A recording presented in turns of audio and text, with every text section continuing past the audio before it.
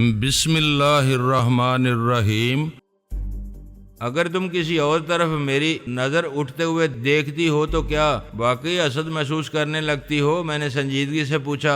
ہاں، ایک بار پھر اس نے گویا کسی جرم کا اقرار کیا۔ مجھے معلوم ہے کہ میرے اس اعتراف کے بعد تم میری طرف سے کھٹک جاؤ گے، لیکن میں سچ بولنے پر مجبور ہوں۔ مجھے معلوم ہے تمہیں نہ تو ایسے دوستوں کی ضرورت ہے جو تمہارے پیروں کی زنجیر بننے کی کوشش کریں، اور نہ ہی تم ایسے دوستوں کو پسند کرتے ہو۔ تم آزادی پسند انسان ہو، لمحہ بے لمحہ اوپر کی طرف جانا چاہتے ہو، پیچھے مڑ کر یا نیچے جھک کر دیکھنا تمہیں پسند نہیں۔ میں نے اس کی تجزیے کی تردید یا تصدیق نہیں کی، اس کا کندھا تھپکتے ہوئے صرف اتنا کہا، تم میری دوست ہو اور دوست رہو گی۔ اچانک سعید صاحب کی خوشگوار آواز ایک بار پھر ابھری۔ لیجئے خواتینوں حضرات، سوئمنگ پول میں اپنی اپنی صلاحیتوں کے جوہر دکھانے کے خواہش مند تیار ہو کر آ گئے ہیں۔ اب آپ لوگ بھی ذرا ادھر کو ہی کھسک آئیے۔ قریب ہی تھا، سب لوگ اس کے ارد گرد جمع ہو گئے۔ سعید صاحب کا مکان یقیناً کسی بہت ہی اچھے آرکیٹیکٹ نے ڈیزائن کیا تھا۔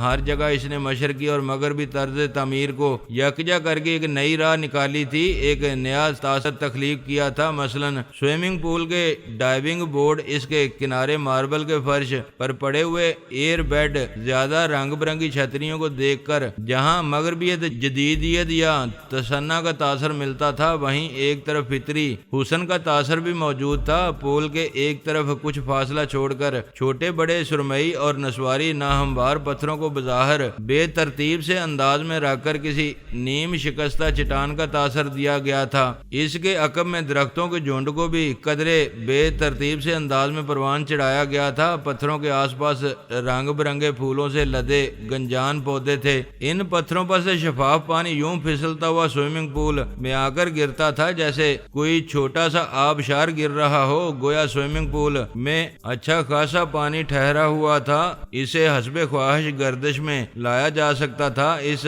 سمت نظر ڈالنے پر کسی خوبصورت پہاڑی مقام کے کسی گوشے کا گمان گزرتا تھا۔ میں نے دیکھا کچھ لوگ سوئمنگ کاسٹیوم میں پول کے کنارے پر کھڑے تھے، ان میں کوئی سوکھا سڑا تھا اور کوئی تھل تھل کرتا، کوئی درمیانے جسم کا تھا، مگر اس کی توند ابری ہوئی تھی۔ صرف ایک آدھ ہی ایسے متناسب جسم کا مالک تھا جسے دیکھ کر یقین آ سکتا تھا کہ تیراکی اس کا مشغلہ رہی ہوگی۔ پول پر زیادہ تیز روشنیوں کا انتظام نہیں تھا، اور اس وقت تو شاید جان بوجھ کر روشنی اور بھی کم رکھی گئی تھی۔ اس کے اندر کا آسمانی پینٹ اس وقت گہرے رنگ کا دکھائی دے رہا تھا اور پول کی گہرائی کا اندازہ نہیں ہو رہا تھا، خصوصاً اس کے زیادہ گہرے حصے کی طرف روشنی اور بھی کم پہنچ رہی تھی، تاہم چاندنی کا امتزاج موجود تھا اور ہلکی نقرئی روشنی میں اس طرف پانی پگھلی ہوئی چاندی کی طرح جلملا رہا تھا۔ سوئمنگ پول کا جائزہ لیتے وقت جب میری نظر دوبارہ ڈائیونگ بورڈ پر پڑی تو میں نے سوئمنگ کاسٹیوم میں ارشد موتی کو اس کے قریب کھڑے دیکھا۔ مقابلوں میں حصہ لینے والوں میں وہ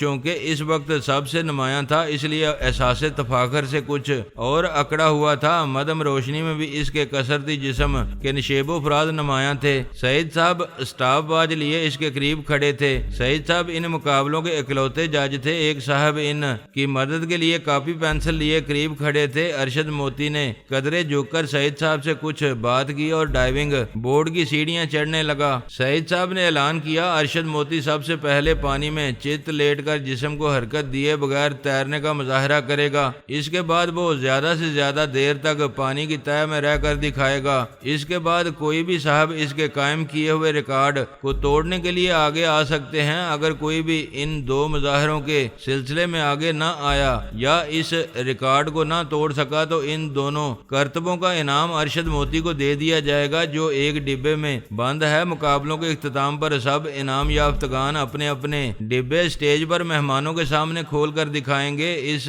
مقابلے کے بعد ایک ہاتھ سے زیادہ تیز رفتاری سے تیرنے کا مقابلہ ہوگا۔ ارشد موتی کا کہنا ہے کہ وہ تمام مقابلوں میں حصہ لے گا، اور اگر اس نے تمام مقابلوں کے انعامات جیت جیت لیے تو پھر چاندی کا ایک بڑا سا تاج بھی اس کی خدمت میں پیش کیا جائے گا، جو آج کی تقریب کی خوبصورت ترین خاتون اسے اپنے ہاتھ سے پہنائے گی، اور یہ فیصلہ بھی ارشد موتی خود ہی کرے گا کہ تقریب کی خوبصورت ترین خاتون کون ہے۔ ٹھیک سب مہمانوں نے تالیاں بجا کر سعید صاحب کی تائید کی۔ اس وقت تک ارشد موتی ڈائیونگ بورڈ تک پہنچ چکا تھا اور ایک مخصوص انداز میں ساکت کھڑا تھا۔ وہ باڈی بلڈر تھا اور لاشعوری طور پر باڈی بلڈروں والے انداز میں پوز دے رہا تھا۔ ڈائیونگ بورڈ پر وہ مکمل طور پر چاندنی کے حلقے میں تھا اور کسی یونانی دیوتا کے مجسمے کی طرح خوبصورت نظر آ رہا تھا، لیکن اس کے جسم کی مچھلیاں یونانی دیوتاؤں سے کچھ زیادہ نمایاں انداز میں ابری ہوئی تھیں، مگر ساتھ ہی ایک خفیف سی بدنمائی یہ تھی کہ اس کا پیٹ باڈی بلڈروں والے مخصوص انداز میں کھنچا ہوا نہیں رہ گیا تھا، بلکہ کسی حد تک توند کہلانے کی طرف مائل نظر آ رہا تھا۔ حالانکہ اس وقت وہ یقیناً سانس کھینچ کر کھڑا تھا۔ میرا اندازہ تھا اب کثرت کی طرف اس کا ویسا رجحان نہیں رہا ہوگا جیسا نوجوانی میں رہا ہوگا۔ بے احتیاطی سے کھانے اور پینے کے مشاغل بھی زندگی میں خاصے در آئے تھے، اس لیے بیچارے پیٹ پر کچھ اثرات تو مرتب ہونے ہی لگے تھے، لیکن پھر بھی اس کا جسم قابل تعریف تھا کہ پرانی مشقوں کے نتیجے میں اب تک اپنی شکل برقرار رکھے ہوئے تھا۔ میں نے محسوس کیا کہ کئی خواتین تو مبہوت سی ہو کر سر اٹھائے اس کی طرف دیکھ رہی تھیں۔ جس قسم کے لوگ مقابلوں میں حصہ لینے کے لیے کھڑے ہوئے تھے، ان کے بارے میں یقین سے تو نہیں کہا جا سکتا تھا کہ کس میں کیا ہنر پوشیدہ ہو، پھر بھی مجھے اندیشہ محسوس ہو رہا تھا کہ ارشد موتی سارے مقابلوں میں جیت جائے گا۔ اس نے یقیناً ان مشغلوں کو بھی بڑا وقت دیا تھا۔ تمام مقابلے جیتنے کے بعد اسے اختیار ہوتا کہ وہ کسی بھی خاتون کو تقریب کی خوبصورت ترین خاتون قرار دے کر اس سے تاج پہنتا، اور میرا دل کہہ رہا تھا کہ وہ ستارہ کو خوبصورت ترین خاتون قرار دے گا۔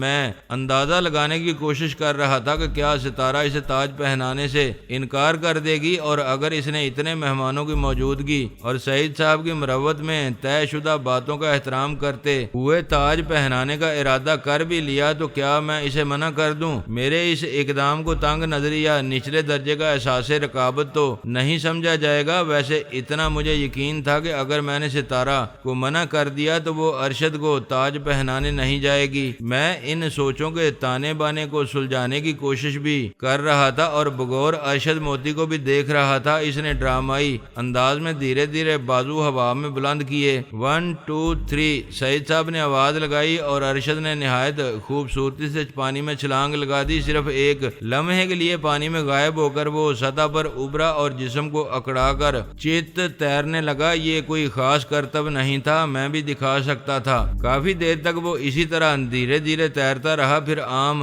انداز میں تیرنے لگا۔ اس کا ٹائم نوٹ کر لیا گیا۔ چند لمحے سانس درست کرنے کے بعد اس نے غوطہ لگایا اور اس کے ساتھ ہی میں نے بھی سانس روک لی۔ میں دیکھنا چاہتا تھا کیا ارشد مجھ سے زیادہ دیر تک زیر آب رہ سکتا ہے۔ سب لوگ پرتجسس انداز میں متحرک پانی کو دیکھ رہے تھے۔ ارشد موتی غالباً زیادہ گہرائی کی طرف چلا گیا تھا کیونکہ کہیں اس کی موجودگی کے آثار نظر نہیں آ رہے تھے۔ ایک لمحے کے لیے تو گویا سبھی مہمانوں نے سانس روک لی تھی کیونکہ اتنا سکوت چھا گیا تھا کہ اسٹاپ واچ کی ٹک ٹک بھی صاف سنائی دے رہی تھی۔ لیکن یہ تجسس، یہ اشتیاق تو صرف ایک لمحے ہی رہا۔ سب کو معلوم تھا کہ اب ارشد موتی پانی سے برآمد ہونے میں کچھ نہ کچھ دیر لگائے گا، اس لیے وہ ایک بار پھر اپنی خوش گپیوں میں مشغول ہو گئے۔ لیکن یہ بنبناہٹ بھی چند سیکنڈ سے زیادہ نہ رہ سکی۔ پانی میں یکدم ہلچل سی ہوئی اور ارشد موتی کا سر ابھرتا دکھائی دیا۔ سر پانی سے نکالتے ہی اس نے خوفزدہ انداز میں چیخ ماری۔ شاید وہ چلا کر کچھ کہنا چاہتا تھا مگر غیر ارادی طور پر اس کے الفاظ چیخ میں ڈل گئے تھے۔ پھر وہ کسی دہشت زدہ کیکڑے کی طرح ہاتھ پاؤں مارتا کنارے پر پہنچا۔ باہر آنے کے لیے اس نے کسی سیڑھی یا ریلنگ کا سہارا لینے کی بھی زحمت نہیں کی بلکہ ماربل کے پختہ کنارے پر ہاتھ ٹکا کر بندروں کی طرح اچک کر باہر آ گیا۔ اس کا کسرتی جسم خوف سے کانپ رہا تھا اور خوف ہی کے باعث اس کا چہرہ بگڑا بگڑا سا لگ رہا تھا۔ چہرے سے پانی پہنچتے ہوئے وہ آنکھیں پھاڑ پھاڑ کر ادھر دیکھ رہا تھا۔ چند لمحے پہلے وہ ڈائیونگ بورڈ پر کھڑا کسی یونانی دیوتا کی طرح خوبصورت لگ رہا تھا مگر اب اس بوکھلاہٹ نے اس کی شخصیت کا سارا حسن غارت کر دیا تھا۔ وہ بالکل ایک خوفزدہ چوہا لگ رہا تھا لیکن ذرا پلا ہوا۔ سعید صاحب لپک کر اس کے قریب پہنچے۔ شاید وہ سٹاپ واچ بھی بند کرنی بھول گئے تھے۔ ارشد موتی آنکھیں پھاڑ پھاڑ کے شاید انہیں ہی تلاش کر رہا تھا۔ ان پر نظر پڑتے ہی بولا، سعید صاحب، پول کی تہہ میں وہاں ایک لاش پڑی ہوئی ہے۔ وہ کانپتے ہاتھ سے اس کی طرف اشارہ کر رہا تھا جس طرف پانی گہرا تھا۔ میں ایک گہری سانس لے کر رہ گیا۔ یہ بات مجھے بڑی عجیب لگی تھی کہ ارشد موتی اچھی خاصی اونچے درجے کی بدماشی میں پاؤں دھرتا تھا، لیکن ایک لاش کی موجودگی کے انکشاف نے اسے بری طرح بکھلا دیا تھا۔ ایک لمحے کے لیے ماحول پر گہرا سکوت چھا گیا۔ آخرکار سعید صاحب نے تھوک نکل کر کہا، لاش؟ کیسی لاش؟ تمہیں کیسے معلوم ہوا کہ وہ لاش ہے؟ انہوں نے یوں مڑ کر پانی پر نظر دوڑائی جیسے ابھی کوئی سطح آپ پر نمودار ہوگا اور ہاتھ ہلا کر کہے گا، ارے بھائی وہ لاش نہیں تھی، وہ تو میں تھا۔ لیکن ان کی یہ توقع پوری نہیں ہوئی اور انہیں دوبارہ ارشد موتی کی طرف متوجہ ہونا پڑا۔ ارشد اب اپنی بوکھلاہٹ اور کپکپاہٹ پر کسی حد تک قابو پا چکا تھا۔ شاید اسے احساس ہو گیا تھا کہ وہ کچھ زیادہ ہی بدحواس ہو گیا ہے اور اتنے لوگوں کے سامنے بالکل ہی کارٹون بن گیا ہے، جبکہ اس سے پہلے وہ اپنی شخصیت سے مرد آہن قسم کی چیز کا تاثر دینے کی کوشش کرتا رہا ہے۔ اب وہ قدرے سنبھلے ہوئے لہجے میں بولا، میرا پاؤں اس سے ٹکرایا تھا، میں سمجھا کوئی چیز پانی میں گری ہوئی ہے، میں نے ٹٹول کر دیکھا وہ یقیناً لاش ہے، کسی لڑکی کی لاش۔ لڑکی کی؟ کئی مہمانوں نے بیک آواز دہرایا۔ کئی مہمان ذرا پیچھے کو ہٹ گئے، گویا وہ سوئمنگ پول سے دور ہی رہنا چاہتے ہو۔ مجھے یقین تھا کہ ان میں سے کچھ تو شاید وہاں سے کھسکنے کے بارے میں بھی سوچنے لگے تھے، مگر شاید مروتاً یا پھر مصلحتاً انہیں ٹکنا پڑ رہا تھا۔ ستارہ نے تشویش زدہ سی نظروں سے میری طرف دیکھا۔ میں نے ہمت بندھانے والے انداز میں اس کا کندھا تھپ تھپایا اور ایک بار پھر ان لوگوں کے رد عمل کا مشاہدہ کرنے لگا۔ میرے خیال میں سب سے زیادہ پریشانی تو سعید صاحب کو ہونا چاہیے تھا، کیونکہ وہ میزبان تھے۔ لاش ان کے گھر میں، ان کے سوئمنگ پول میں موجود تھی، لیکن وہ پھر بھی کافی حد تک پرسکون تھے۔ ارشد موتی سے گھبراہٹ زدہ انداز میں یہ خبر سن کر وہ پہلے پریشان اور پھر متوحش نظر آئے تھے، لیکن اب انہوں نے کافی حد تک اپنے آپ پر قابو پا لیا تھا۔ یہ سن کر کہ لاش لڑکی کی تھی، نہ جانے کیوں میرے ذہن میں فوری طور پر ہنی کا خیال آیا۔ اس نے اس پارٹی میں آنے کا وعدہ کیا تھا مگر نہیں آئی تھی، کہیں میں جرجری سی لے کر رہ گیا اور میں نے فوری طور پر اس خیال کو ذہن سے جھٹک دیا۔ سعید صاحب ارشد موتی کا بازو تھامتے ہوئے بولے، تم لاش کو باہر ہی لے آتے، پولیس کو بلانے سے پہلے ہمیں کم از کم یہی معلوم ہو جاتا کہ لاش ہے کس کی۔ نہیں نہیں، ارشد موتی کے لہجے میں اب بھی گھبراہٹ تھی، میرا خیال ہے ہمیں پولیس کے آنے سے پہلے کسی چیز کو چھیڑنا نہیں چاہیے، کوئی شہادت، کوئی سراغ ضائع ہو سکتا ہے۔ لگتا ہے تم جاسوسی کہانیاں پڑھنے لگے ہو۔ سعید صاحب منہ بنا کر بولے، تم شہادت اور سراغ کی بات کر رہے ہو بھائی؟ یہاں اگر پولیس کا موڈ نہ ہو تو اسے پوری لاش بھی نظر نہیں آتی۔ ہم تو خیر پھر بھی یہاں چار ایسے لوگ جمع ہیں جن کو دو چار آدمیوں سے دعا سلام ہوگی، ہمارے بلانے پر تو پولیس آ بھی جائے گی، ورنہ عین ممکن تھا کہ اگر ہم فون کرتے تو آگے سے جواب ملتا کہ ہم خود لاش لے کر، بلکہ اگر ہو سکے تو قاتل کو بھی ساتھ لے کر تھانے پہنچ جائیں تو شاید کچھ کاروائی ہو سکے۔ اس لیے میری جان تم سراغ وغیرہ کی فکر چھوڑو، کوئی سراغ ضائع نہیں ہوگا، پولیس سے ہم خود بات کر لیں گے، تم لاش کو پانی سے نکال لاؤ۔ جب میرا پاؤں اس سے ٹکرایا تھا تو میں نے پاؤں سے اس کو کھسکانے کی کوشش کی تھی، یہ اندازہ کرنے کے لیے کہ وہ کیا چیز ہے، مگر اس نے اپنی جگہ سے جنبش تک نہیں کی تھی۔ میرا خیال ہے اس کے ساتھ کچھ بندہ ہوا بھی ہے، اسے اوپر لانا مشکل ہی ہے۔ ارشد موتی اٹک اٹک کر بولا، صاف ظاہر تھا وہ لاش کو باہر لانا نہیں چاہتا۔ میں نے اجازت طلب سی نظروں سے ستارہ کی طرف دیکھا اور اس سے پہلے کہ وہ مجھے روکنے کی کوشش کرتی، میں نے اس سے بازو چھڑا کر سعید صاحب کے قریب پہنچتے ہوئے کہا، میں لاش کو باہر لے آتا ہوں۔ پھر میں نے بنیان اور انڈر ویئر میں سوئمنگ پول میں چھلانگ لگائی اور جلد ہی اس جگہ جا پہنچا جہاں میرے خیال میں لاش ہونی چاہیے تھی۔ جلد ہی میرا پاؤں لاش سے ٹکرایا، میں نے جھک کر اسے چھو کر دیکھا، وہ یقیناً لاش ہی تھی، اس میں زندگی کی کوئی رمق نہیں تھی۔ وہ ڈوری غالباً نائلون کی تھی جس سے اس کے بازو اس کے جسم کے ساتھ بندھے ہوئے تھے۔ اسی ڈوری کے سرے سے ایک بڑا سا پتھر بندھا ہوا تھا اور درمیان میں بالکل ذرا سی ڈوری فاضل تھی، اس لیے پتھر لاش سے تقریباً جڑا ہوا ہی تھا۔ میں نے ایک بازو پر لاش کو اٹھایا اور دوسرے بازو پر پتھر کو۔ پانی میں بے جان جسم کو اٹھا کر تیرنا خاصا مشکل کام ہے، تاہم میں اوپر آ گیا۔ سعید صاحب نے لاش اور پتھر کو کنارے پر ٹکانے میں میری مدد کی، پھر میں بھی باہر آ گیا۔ کئی مہمان کچھ ہمت کر کے لاش کے قریب آ گئے تھے، میں نے گہری نظر سے اس کا جائزہ لے کر اس بات پر قدرے اطمینان محسوس کیا کہ وہ ہنی نہیں تھی، لیکن وہ جو کوئی بھی تھی اس کے لیے دل میں دکھ اور تاسف محسوس کیا جا سکتا تھا۔ لاش کو پانی میں یقیناً بہت زیادہ دیر نہیں گزری تھی، کیونکہ اس کی حالت بگڑنا شروع نہیں ہوئی تھی۔ لڑکی نوجوان ہی تھی، وہ مشکل 23-24 سال عمر ہوگی اس کی۔ وہ اتنی مختصر الوجود اور نازک اندام تھی کہ بالکل گڑیا لگتی تھی۔ اس کے تراشیدہ بھورے بالوں کی لٹیں اس کے سفید رخساروں پر چپکی ہوئی تھیں۔ اس کے نکوش میں بڑی نزاکت تھی، چینی لڑکیوں کی طرح چھوٹی سی ناک، پتلے پتلے مختصر سے ہونٹ اور نازک سی ٹھوڑی۔ اس کا لباس بے حد معمولی تھا، جوتی صرف ایک پاؤں میں تھی اور وہ بھی بے حد سستی اور معمولی سی معلوم ہوتی تھی۔ زندگی سے محروم ہونے کے بعد تو اس کی شخصیت سے دلکشی، حرارت اور گداز رخصت ہو ہی چکا تھا، لیکن میرا خیال ہے کہ کافی عرصے سے وہ زندہ حالت میں بھی اجڑی سی ہی نظر آتی ہوگی۔ اس کی آنکھوں کے گرد سیاہ حلقے تھے اور ان حلقوں کی سیاہی اس وقت بھی کم نہیں ہوئی تھی جب آنکھیں ان حلقوں سے باہر کو ابل آئی تھیں۔ اس طرح ابری ہوئی آنکھوں کی وجہ سے ہی وہ اس وقت ایک پیاری اور گڑیا سی لڑکی کے بجائے کوئی ڈراؤنی مخلوق لگ رہی تھی۔ اس کی گردن پر سیاہی مائل سرخ دائرہ موجود تھا، شاید اس کی گردن میں اسی نائلون کی ڈوری کا پھندا ڈال کر اس کا گلا گھونٹا گیا تھا، جس سے بعد میں اس کے جسم کے ساتھ پتھر باندھ دیا گیا تھا۔ میں نے ایک گہری سانس لے کر سب سے آگے کھڑے ہوئے لوگوں کے چہروں کا جائزہ لیا۔ سب ہی کے چہرے سوالیہ نشان بنے ہوئے تھے۔ سعید صاحب نے کھنکار کر گلا صاف کرتے ہوئے بے آواز بلند کہا، معاف کیجیے گا خواتین و حضرات، پارٹی کا سلسلہ تو غارت ہو گیا، اب رات اس مسئلے سے نمٹنے میں ضائع ہوگی، لیکن خیر زندگی اسی کا نام ہے، حادثے تو پیش آتے ہی رہتے ہیں۔ ایک ناگوار حادثے کا سامنا کرنا ہی پڑ گیا ہے تو صبر و سکون سے کیجیے، مجھے دل ہی دل میں برا بھلا مت کہیے گا، میرا اس میں کوئی قصور نہیں۔ مجھے ان کا یہ اعلان غیر ضروری سا محسوس ہوا، لیکن شاید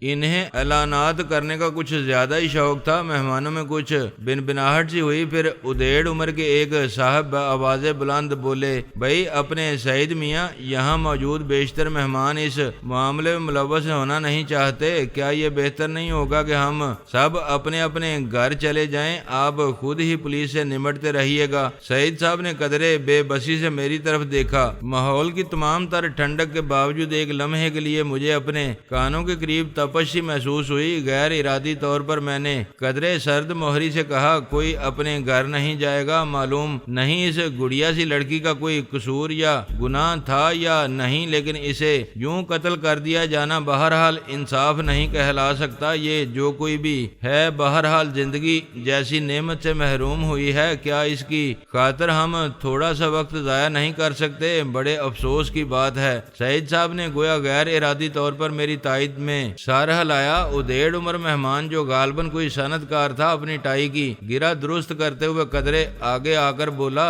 چودھری صاحب آپ شاید ہماری پولیس کو نہیں جانتے، بہت پریشان کرتے ہیں وہ لوگ اور بہت وقت ضائع کرتے ہیں۔ پولیس کو مجھ سے زیادہ شاید ہی کوئی جانتا ہو، میں نے ملائمت سے کہا۔ آپ لوگ مطمئن رہیں، مجھے حیرت ہے کہ آپ لوگوں کو خود اپنی پوزیشن کا احساس نہیں۔ ہم سب کوئی ایرے گہرے نہیں ہیں، شہر کے معزز ترین لوگ ہیں۔ پولیس افیسر ہم سے بدتمیزی سے پیش نہیں آ سکتا، خصوصاً جب کہ ہم بے گناہ ہوں۔ ہاں کوئی ایسی پریشانی والی بات نہیں۔ سعید صاحب نے بھی گویا سب کو تسلی دی۔ ڈی آئی جی صاحب تک سے بھی آپ کے اس خادم کی جان پہچان ہے اور علاقے کے ڈی ایس پی صاحب سے تو اچھی بلی گپ شپ ہے۔ آپ لوگ ذرا بھی فکر نہیں کریں، بس رسمی سی کاروائی ہوگی، ضابطے کی پوچھ گچھ۔ پولیس بالکل اسی طرح تفتیش کرے گی جس طرح اسے کرنی چاہیے، اس طرح نہیں کرے گی جس طرح کرتی ہے۔ ڈی آئی جی صاحب کو فون کریں تو انہیں میرا بھی سلام کہہ دیجیے گا، میں نے آہستگی سے سعید صاحب سے کہا۔ انہوں نے قدرے چونک کر میری طرف دیکھا، پھر اس بات میں سر ہلانے لگے۔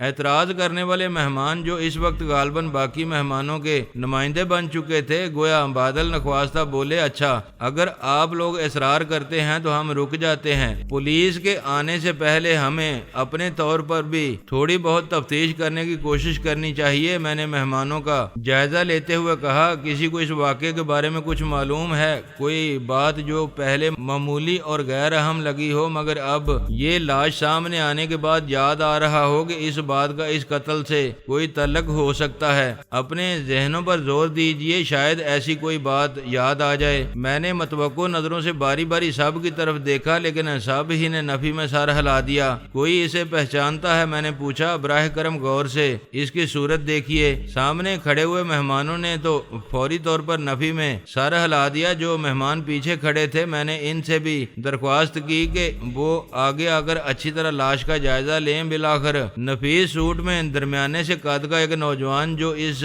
وقت بھی ہاتھ میں ڈرنک اٹھائے ہوئے تھا لاش کا بغور جائزہ لے کر قدرے چونکتے ہوئے بولا، ارے یہ تو وہ ایکسٹرا گرل معلوم ہوتی ہے، اس کا نام مجھے یاد نہیں آ رہا، شکل اس لیے یاد رہ گئی کہ ایک بار ایک ایکسٹرا سپلائر اسے میرے پاس لے کر آیا تھا، میں اسے ہیروئن کا چانس دے دوں۔ میں ان دنوں اپنی فلم لہریں کے لیے نئے چہرے تلاش کرنے کا ارادہ کر رہا تھا، لیکن ظاہر ہے آپ نے اسے چانس نہیں دیا ہوگا۔ اگر یہ ہیروئن آئی ہوتی تو ہم لوگوں نے اسے ضرور پہچان لیا ہوتا۔ سعید صاحب سر ہلاتے ہوئے بولے، نہیں، میں نے اسے اور ایکسٹرا سپلائر دونوں کو بگا دیا تھا۔ لڑکی میں سپارک بالکل نہیں تھا، فلم میں ایسی لڑکیاں بالکل نہیں چلتی، ٹی وی پلے کے لیے وہ بھی کسی چھوٹے موٹے رول میں ٹھیک رہتی۔ ویسے بھی میری ذاتی رائے یہ ہے کہ جو لڑکی زیادہ عرصے تک ایکسٹرا رہ چکی ہو اسے ہیروئن نہیں لیا جا سکتا۔ ایسی لڑکی کی کامیابی کی ہمارے ہاں صرف ایک ہی مثال موجود ہے۔